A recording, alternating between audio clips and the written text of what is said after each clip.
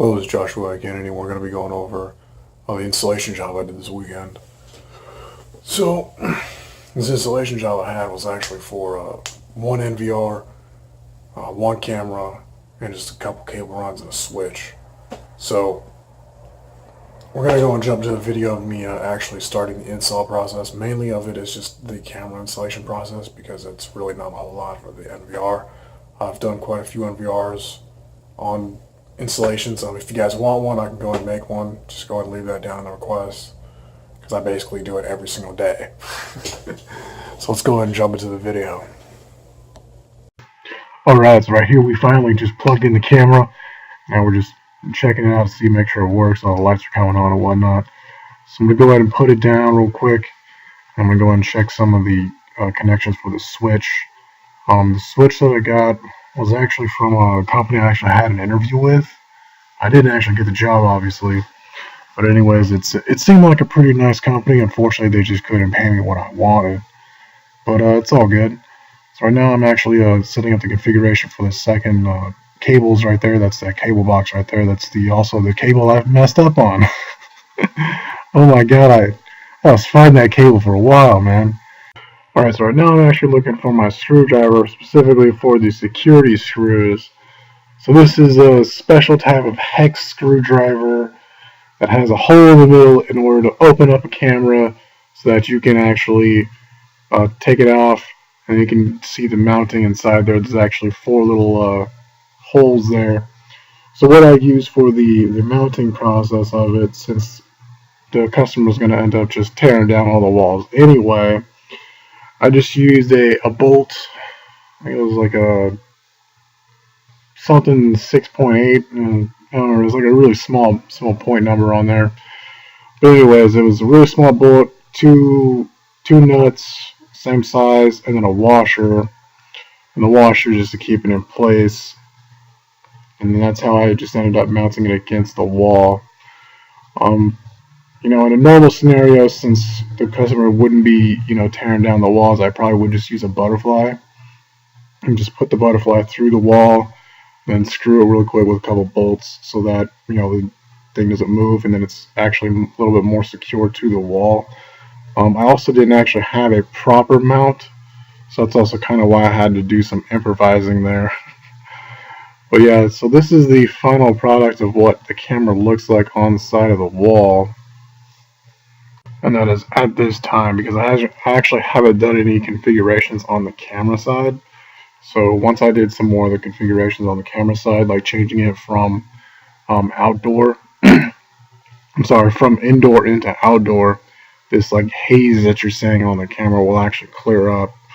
But I'm not going to actually have a video of this part, because at this time I didn't actually have this configured. I had to configure that a little bit later because I was missing a keyboard and a mouse. So I couldn't actually configure the NVR and any of the IV settings inside the camera, so that had to wait till the next day, till the stores were open. Because unfortunately I forgot about it, and I didn't actually get the okay to actually get those until a little bit later. But yeah, so as you can tell, they're actually doing a lot of remodeling here, because you can see all the bricks in the window, or in the camera right there. So that's kind of why we were able to just cut a hole. There was actually already a hole there in the wall of the section of where I'm actually putting the camera. So all I had to do was just make it slightly bigger, just so that I could put the hole that I need to send the Cat 5 cable through the wall, just to make it a little bit easier. But yeah, they're actually going to end up tearing down that entire wall. So normally, running wire through a wall is usually a little bit more complicated. Need something to fish the wire down, and yeah, that's pretty much it. So you're gonna need. But yeah, so that's kind of where my install job was. All the Cat 5 cables I used was the set of 568Bs. So for the connections. So if you're wondering that, did you use 568A or 568B? I used 568B. And the reason why is because I already tested with 568B cameras at my house. And those are the cables I had there, so I was like, I might as well just create the same exact cables. But as you can tell, this is a live image. See, we're supposed to be having a car drive by pretty soon on here. I don't know what's going on with that one. But yeah, go and like, comment, and subscribe for free to add me online. My ID is JawWolf18. We're gonna go over some more of these, for my business. I definitely like going over my business aspect of it. I also want to do a little bit more for our other problems, like financial problems that we run into here as Americans. A few other things, so definitely stay tuned for what I'm going to be doing. Specifically, also with the presidency problem that we're having.